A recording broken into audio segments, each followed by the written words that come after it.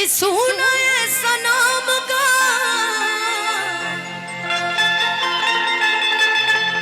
हर दिहल बरिया रे। और पंकज भैया से निवेदन, एक बार फिर से मैं चाहता हूं कि सभी परिवार के लोगों को एक बार फिर से आप लेकर के आइए कि जिए के मन ना करे अब तहरा मारे कि हम करी प्यार तोहसे तू ता सजा दे कि हम करी प्यार तोहसे तू ता सजा दे तुहर दिल विचार जल कतही लगा ले लूं, तुहर दिल विचार जल कतही लगा ले लूं। सुनाए सनम का दिहल बरिया रे।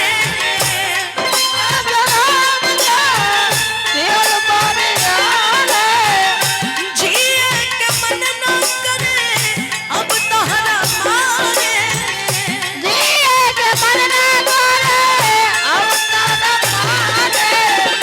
हम करी प्यार तोहसे तू तो सजन हम करी प्यार तोहसे तू तो सजा दे लूं, तुहर दिल विचार जल कतही लगा ले लूं, तुहर दिल कतही लगा ले लूं। छोड़ के न जाओ छोड़ के न जाओ तुझको मैंने ये दिल दे दिया, तुझको मैंने ये दिल दे दिया। प्यार मैंने तुझसे है किया प्यार मैंने तुझसे है किया तुझको मैंने ये दिल दे दिया, तुझको मैंने ये दिल दे दिया। हर दिल कहीं लगा ले लूं, हर दिल विचार जल कहीं लगा ले लूं। कब न मुस्कुरा लूं तू क्षण में रूठ जालू तू जरती जैसे दिया होके वैसे बुझ जालू जगत जैसे दिया होके छन में बुझ जालू तू, जगत जैसे दिया होके छन में बुझ जालू तू। कब न मुस्कुरा लूं तू क्षण में रूठ जालू तू जरती जैसे दिया होके वैसे बुझ जालू तू जरती जैसे दिया होके वैसे बुझ जालू तू सुत न देलू सपना में हो सुत न देलू सपना में आके जगा दे तुहर दिल विचार लगी लगा ले लूं, तुहर दिल विचार तू प्यार है किसी यार का, तुझे चाहता कोई यार है। तू प्यार है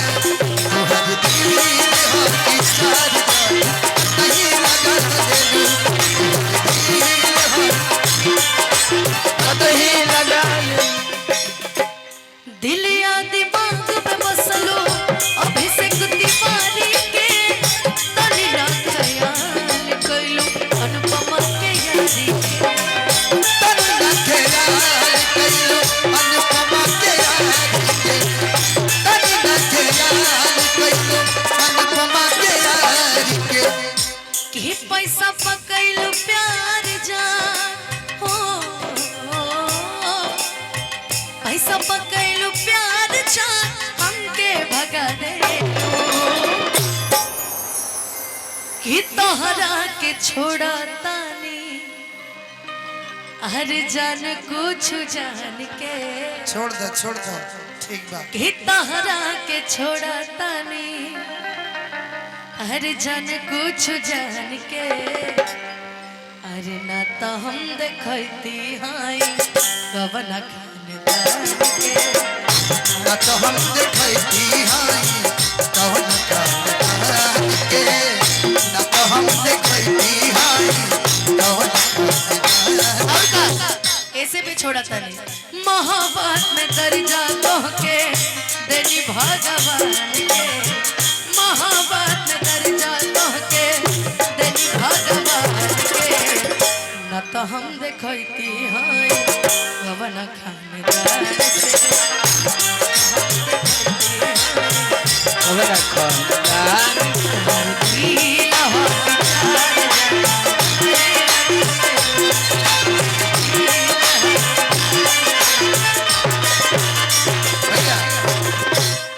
बदनाम करा के गईलू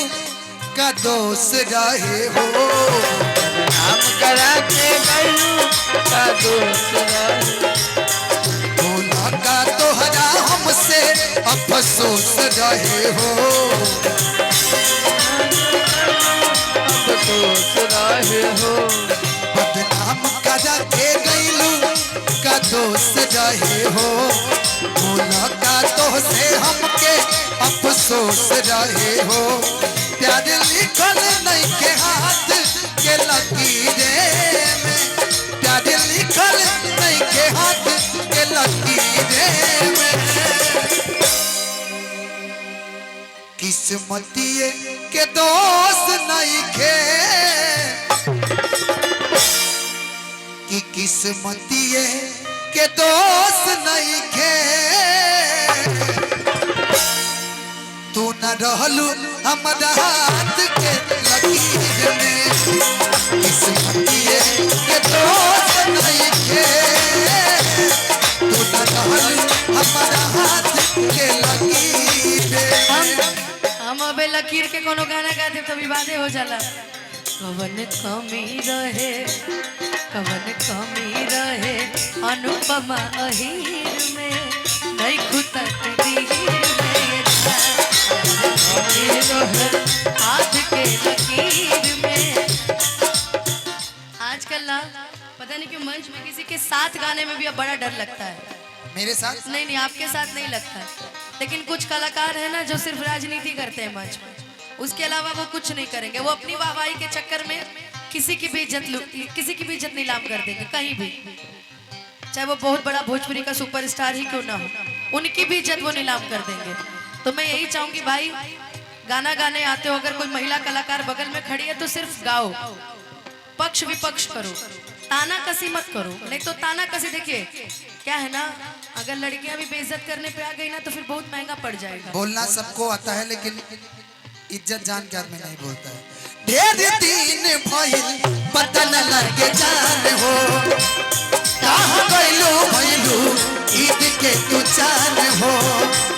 ढेर दिन भइल पता न लगे जान हो कहाँ गइलू भइलू ईद के तू जान हो अब हमारा पना तो अच्छी जी। प्यार या बता ए भाई